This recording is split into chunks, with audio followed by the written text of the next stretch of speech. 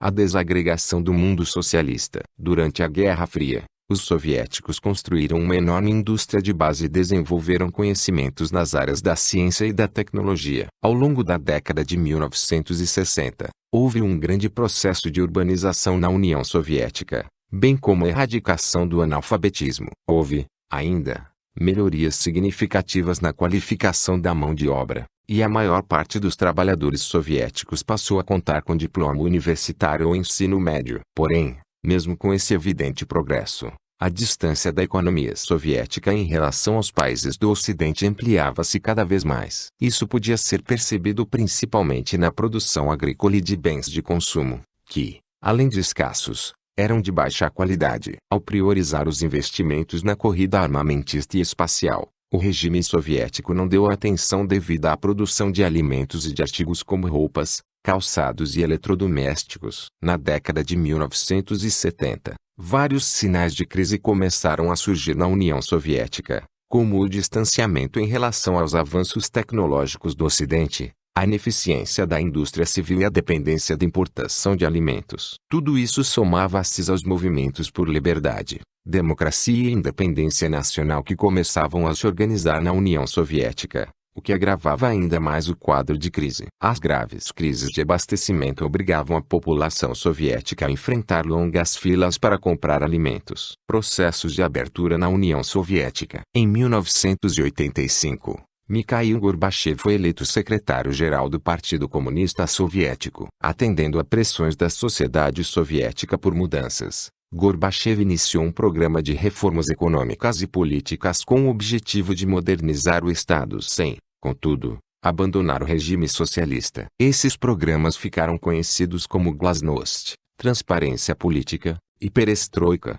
reestruturação da economia. A Glasnost realizou reformas que levaram à organização de eleições diretas, liberaram a imprensa para fazer críticas ao governo e permitiram que as pessoas pudessem sair do país. Essa abertura política estimulou a instalação de um amplo debate na sociedade a respeito de assuntos diversos, como os privilégios da burocracia dirigente do Partido Comunista e a elevada corrupção no país. A perestroika refletia a preocupação do governo soviético com as dificuldades da economia. Buscando estimular a atividade econômica e elevar a produtividade, Gorbachev concedeu maior liberdade de ação às empresas, autorizando-as a fixar os salários dos empregados e a concorrer com outras empresas do mercado. As pequenas empresas privadas foram legalizadas, e empresas estrangeiras foram autorizadas a entrar no país. Custos com guerra também enfraqueceram a economia soviética. A crise na União Soviética a partir da década de 1970 também foi agravada pelos gastos com o conflito no Afeganistão, entre 1979 e 1989. Esses gastos acabaram por debilitar mais ainda a economia soviética. Em 1978, um golpe de Estado no Afeganistão conduziu ao poder um partido comprometido com a política de Moscou. O novo governo iniciou um programa de reformas socialistas e antirreligiosas, muitas das quais contrariavam os costumes islâmicos. A oposição a essas medidas passou a ameaçar o governo, o que levou a União Soviética a enviar tropas ao Afeganistão em dezembro de 1979. Porém, sem condições de vencer a resistência, financiada especialmente pelos Estados Unidos, a União Soviética retirou suas tropas do país em 1989. Crise e fim do socialismo no leste europeu. Nos anos seguintes à implantação da perestroika e da glasnost, a economia e a agricultura soviéticas continuavam com índices de crescimento insuficientes. A população passou a enfrentar racionamento de alguns produtos básicos,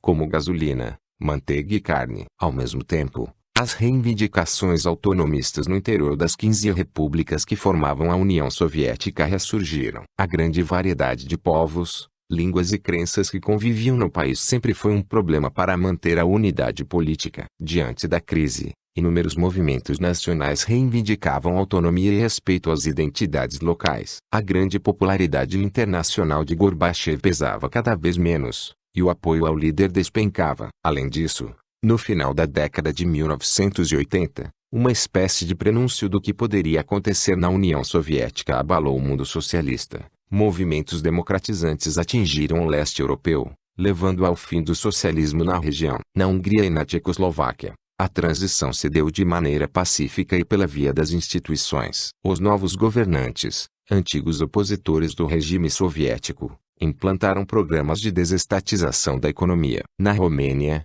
o governo respondeu com violência aos protestos populares, mas não conseguiu frear as manifestações. Ao tentar fugir do país, em 1989, o presidente Nicolae Ceausescu acabou preso, julgado e executado. Na Polônia, trabalhadores liderados pelo Sindicato Independente Solidariedade reivindicavam direito de greve e liberdade de organização sindical. Após reformas democratizantes, em 1990, o líder do Solidariedade, Lech Walesa, foi eleito presidente da República. A queda do Muro de Berlim. A República Democrática Alemã, RDA, também conhecida como Alemanha Oriental, vivia um processo de estagnação econômica desde meados da década de 1980. Isso motivou a eclosão de movimentos por reformas econômicas e políticas. Em setembro de 1989, a Hungria abriu suas fronteiras com a Áustria, buscando fugir da crise econômica. Milhares de alemães orientais aproveitaram a abertura do novo caminho e migraram para a Alemanha Ocidental. A fuga em massa do país pressionou o governo da RDA a também abrir suas fronteiras. Depois, em 9 de novembro,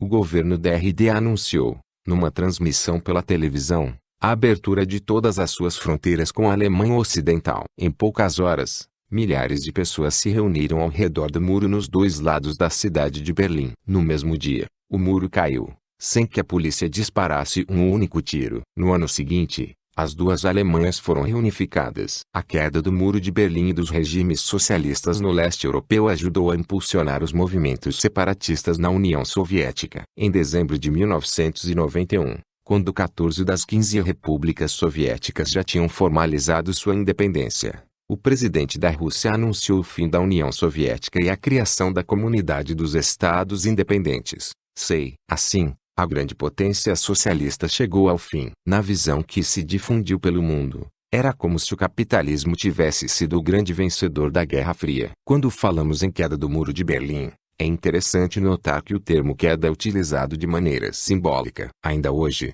há trechos do muro que permanecem em pé, como uma espécie de monumento que marca a história da cidade. O maior trecho remanescente do Muro de Berlim possui cerca de 300 metros de extensão e foi transformado em galeria de arte ao ar livre. A Haste de Galerie situa-se do lado leste do muro e reúne pinturas de artistas de todo o mundo. A queda do símbolo da Guerra Fria. Como vimos, no dia 9 de novembro de 1989, o governo da RDA anunciou a abertura de suas fronteiras com a Alemanha Ocidental. Isso significava que todos os cidadãos que viviam na RDA poderiam voltar a circular livremente pela Alemanha Ocidental sem serem barrados nas fronteiras. Além disso, essa decisão fazia com que os moradores de Berlim Oriental pudessem cruzar o muro em direção a Berlim Ocidental. Por isso, num clima de euforia, alegria e comemoração, milhares de pessoas se dirigiram aos arredores do Muro de Berlim naquele 9 de novembro e também nos dias seguintes. Algumas permaneceram próximas ao muro,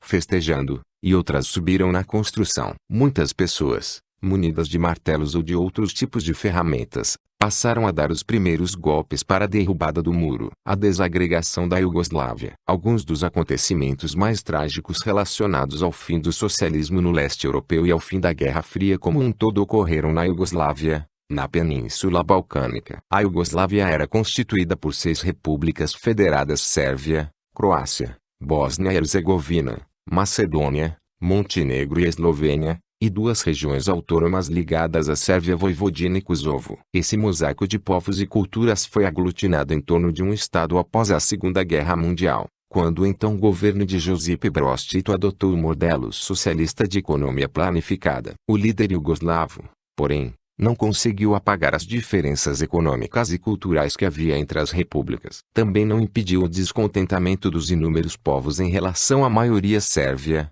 que de fato governava o país. Com sua morte, em 1980, a frágil unidade política da Iugoslávia começou a ruir. Os efeitos da crise econômica da década de 1980, somados às mudanças em curso no bloco soviético, reacenderam os movimentos pela independência nacional no país. As primeiras repúblicas a declarar independência foram a Croácia e a Eslovênia, em 1991. Iniciou-se, então, a Primeira Guerra na Iugoslávia, opondo sérvios e croatas. O reconhecimento dos novos países pela comunidade internacional obrigou as tropas sérvias a recuar, pondo fim ao conflito. A Guerra Civil na Bósnia e outros conflitos na Iugoslávia. Em 1992, foi a vez de o Parlamento da Bósnia, após referendo popular, declarar a independência em relação à Iugoslávia. O novo país foi reconhecido pela União Europeia e pelos Estados Unidos, mas os sérvios que viviam na região eram contrários à independência e decidiram ir à guerra,